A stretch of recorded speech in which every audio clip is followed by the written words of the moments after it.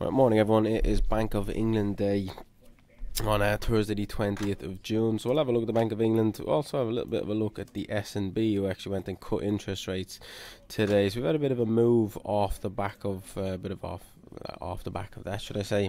Dollar Swiss about 50-60 pips higher, in line with the interest rate cut, which was, to my knowledge, only 66% priced in prior to the announcement. So not fully priced in, not fully expected. Was kind of more market consensus than the other way. Maybe a little bit surprised, to be honest. I mean, yeah, I had the chair of the SNB, Thomas Jordan, said about a month ago, a few weeks ago, that the Swiss franc strength, or Swiss franc weakness, should I say, was a contributing factor to inflation, and they were monitoring the weakness in the Swiss franc because they didn't want it to get too weak, as that would spark inflation. You know, they then were kind of selling foreign exchange reserves to buy their own currency to prop up the price of the currency. So I was kind of thinking, prior to the release, that the fact that they're kind of trying to prop up the price of their currency themselves, the fact that they don't really want a weak currency to risk sparking about higher inflation, why would they go cut interest rates and then remove all the strength that they've had over the last few weeks? So kind of what made sense to me in my head a little bit more was to keep rates the same, but obviously the ECB cut interest rates recently. That has prompted them to go and cut interest rates again, and yeah, they've undid a good chunk of the strength that they've had over the last while. But there was some comments throughout their statement saying that inflation was no longer an issue in Switzerland. So that is maybe the reason, the fact that they don't really care too much about the price of the currency at this point in time due to external factors. Obviously, the price of the currency is not the only contributing factor to inflation. So the fact they've got that under control means that they can reduce interest rates slightly to not... I mean, don't forget they have gone from negative interest rates all the way up to kind of 1.75%. So big... maybe not as big as the rest of the world in terms of a hiking cycle, but going from negative interest rates minus 0.75% up to 1.75 is a sizable jump, and they probably want to normalise policy for them a little bit more and get interest rates back down, and that is what they are doing at this point in time. They do not have as frequent interest rate decisions as some of the other central banks. I believe they're once every quarter in Switzerland. So again, they don't have too many opportunities other than a surprise cut, which they don't really want to do outside of a meeting.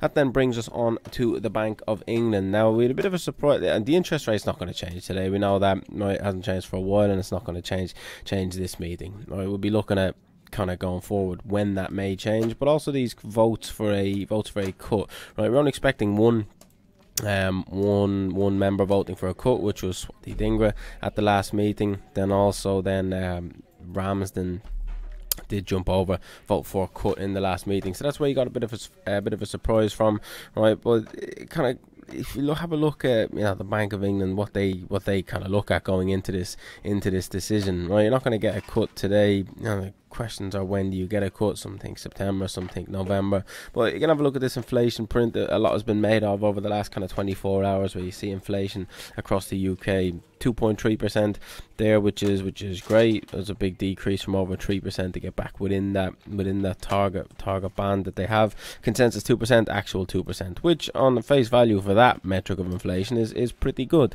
right? But core CPI is still too high. That's up at 3.5%. That is in line with consensus, not coming down at the same speed. Obviously, it's gone from 3.9 down to 3.5, but that is still too strong for them to go and cut interest rates. Also, services inflation is still at, I believe it's 5.7%, which is obviously a large component of the UK economy, is the services sector. And with that being, quote me on the 5.7, just it's above 5.5 anyway. I'm pretty sure it's 5.7, but the services inflation still being far too high, up in the mid 5%. Still a lot of work to do to get that back down to get that back down to 2% as well. So there's substantial work to do outside of just this headline figure, which I was reading. I was looking at Jeremy Hunt yesterday, trying to take credit for this being back at 2%. Kind of refusing to mention services inflation, refusing to mention core inflation once you remove food and fuel costs,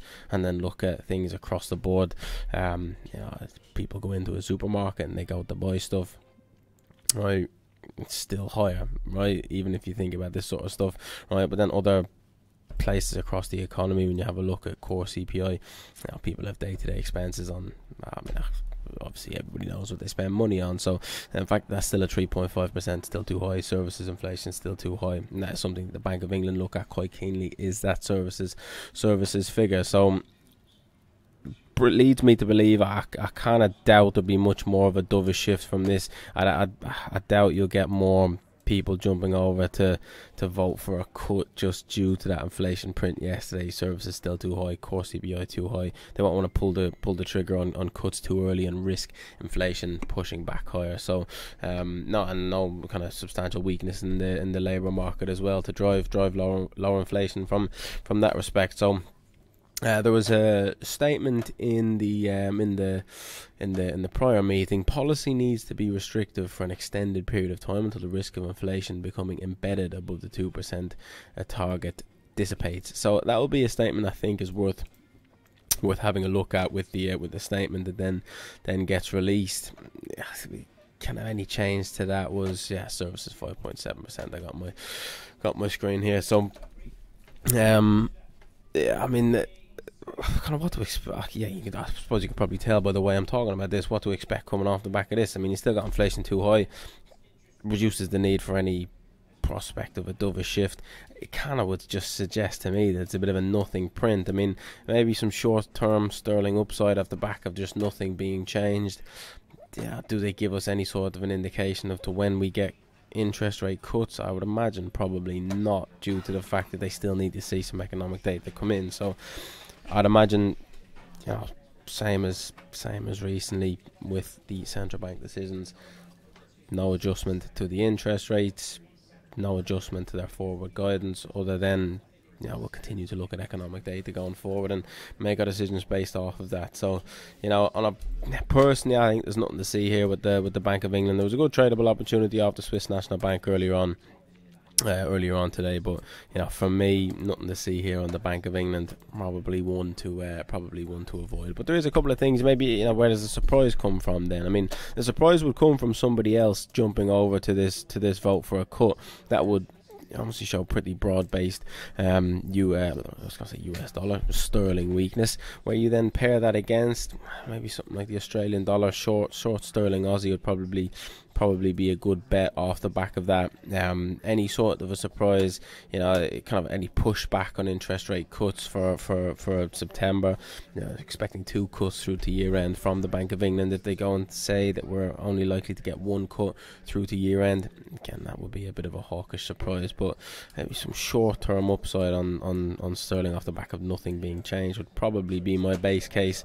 And if you're looking to get long some sterling, I would say if we're going to get long some sterling, I would probably get long some sterling against the Swiss franc, due to the fact that they cut interest rates today. You're looking to press strength against weakness or weakness against strength. Swiss franc probably a good option off the back of today. But again, do I say that with much conviction, either of those tradable opportunities? No, not really. Again, sometimes you gotta notice when there is opportunities. There was an opportunity in the SNB earlier on. Well, the other, I'd say more than half the battle is actually trying to find when not to trade. Getting yourself caught up on an interest rate decision where you're not really expecting anything either way. Probably not the best way to spend your cash.